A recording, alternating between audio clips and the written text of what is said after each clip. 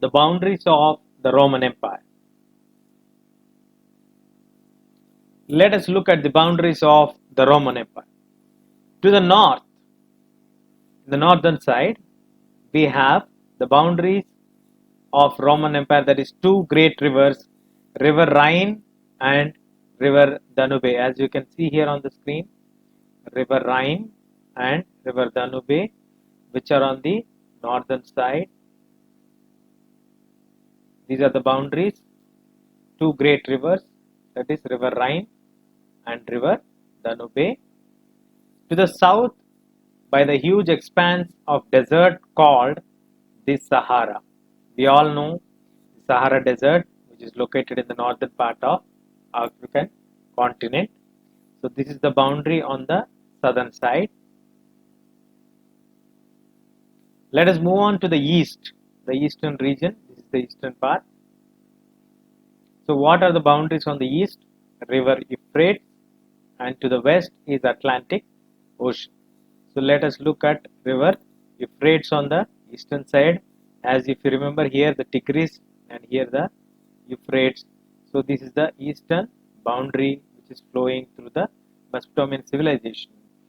Western part, that is the Atlantic Ocean. This is on the west. So the boundaries of the Roman Empire on the north are River Rhine and River Danube. On the east, River Euphrates. On the south, the desert, Sahara Desert. And on the west, we have the Atlantic Ocean. This vast stretch of the territory was the Roman Empire. As you can see here, this entire shaded part, which you can see across the different continents, is known as the Roman Empire territory. As it is spread across in three continents, it is popularly known as an empire across three continents. And the Mediterranean Sea, as you can see here, the Mediterranean Sea is called the heart of the Roman Empire. So here, what are the boundaries, and then what is the heart of the Roman Empire? The boundaries: on the north, the rivers; on the west, the ocean; on the south, the desert; and on the east, the river Euphrates. What is the heart of the Roman Empire? Mediterranean Sea is called as the heart of the Roman Empire. These are the boundaries of the Roman Empire. How is the Roman Empire divided? The Roman Empire can be broadly divided into two phases. There is the early and the late.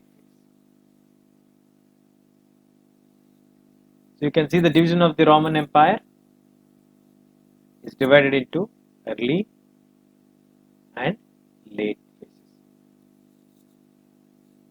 Divided by the 3rd century as a sort of historical watershed between them. In other words, the whole period from the beginning of the Roman Empire to the main part of the 3rd century can be called as early phase, and the period from the 3rd century to the end of the late empire is the period after the 3rd. So what is the dividing point here? That is the 3rd century. Why the 3rd century is considered as a dividing point? Why we are calling this before early and later, the part after the 3rd century as later? Now, as we go further, we have a subtopic called 3rd century crisis. Before the crisis happened, whatever that happened from the 1st century BC to the 3rd century AD, this period is referred as early period.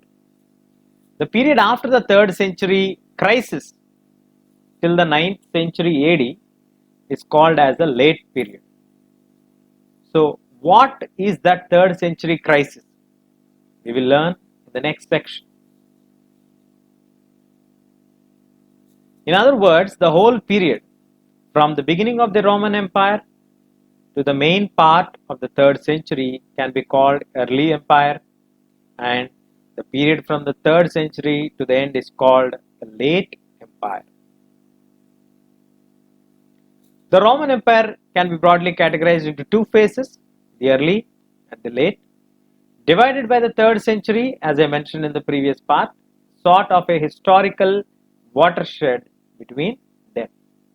In other words, the whole period from the beginning of the Roman Empire to the main part of the 3rd century can be called the early empire. Period from the 3rd century to the end is called the late empire. So we are not talking about the physical division here, we are talking about the time division. It is divided into two phases. Even if you read the Mughal history, even the Mughal history also is called the early Mughals and the later Mughals. Similarly, the Romans are also having two phases. One is the early and the next one is later phase. What is the dividing point here? That is the 3rd century crisis which happened that time.